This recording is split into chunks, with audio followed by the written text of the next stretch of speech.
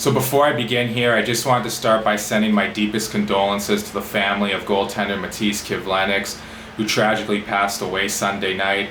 And this is just another reminder of how precious and fragile life is. So with all that being said, as hard as it is, let's transition here and talk about some hockey. The game Montreal desperately needed to win to keep their season alive. They go with some lineup changes. Alexander Romanov and Brett Kulak come in for John Merrill and Eric Gustafsson.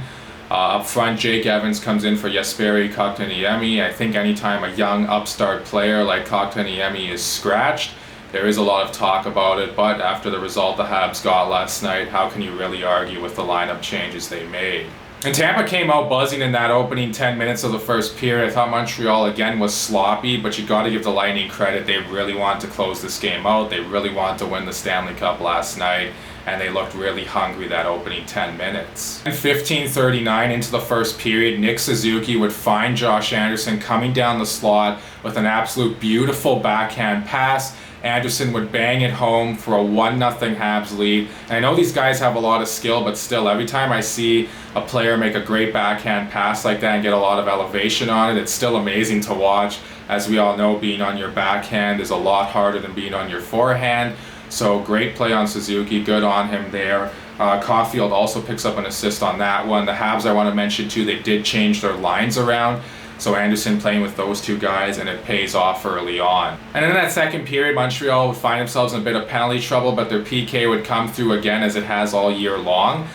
But eventually Barclay Goodrow at 5-on-5 would break through and tie the game up at 1 with 2:40 left in the second period. That one assisted by Ryan McDonough and Blake Coleman. Suzuki made a great backhand pass in the first period, like I mentioned, but he loses his man Goodrow on this play.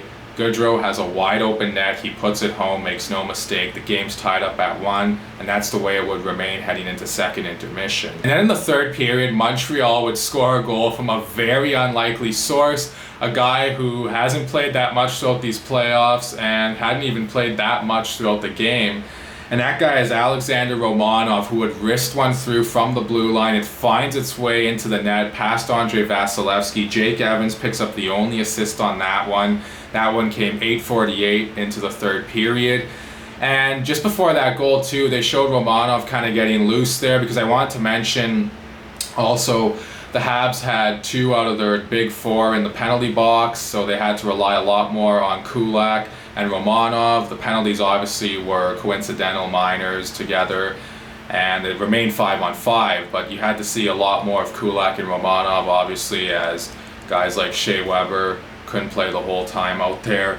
So Romanov, he scores. That's a big goal for Montreal, and that makes Dom Ducharme look like an absolute genius, putting him in the lineup. And because nothing comes easy for the Montreal Canadiens in these playoffs, Patrick Maroon had to tie the game up at 2.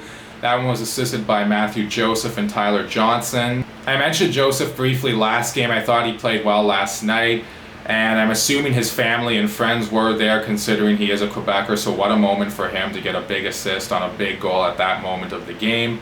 So good on him for that. Kucherov would hit a post on a deflection a little bit later on in that third period. Tampa was buzzing after that second goal. Montreal was back on their heels a little bit. And eventually, off a face-off, Shea Weber would clip Andre Palat. It's a 4-minute double minor because it draws blood, and things are just not looking good for Montreal at this point. There's only 1 minute and 1 second left at the time that penalty occurs.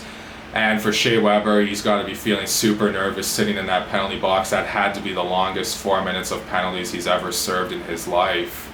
Montreal would survive the 1 minute and 1 second left of that third period.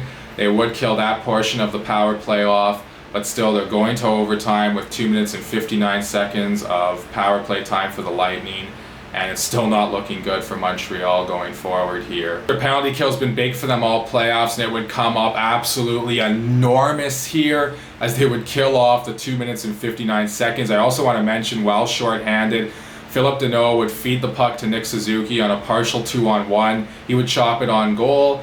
Andrei Vasilevskiy would make the save. He couldn't get it up high enough, though, over Vasilevsky's pad. It was in front of Suzuki, so kind of hard for him to make a really good quality shot with it. And shortly after the power play expires, Josh Anderson and Cole Caulfield come in on another partial 2-on-1. Anderson feeds the puck in front to Caulfield.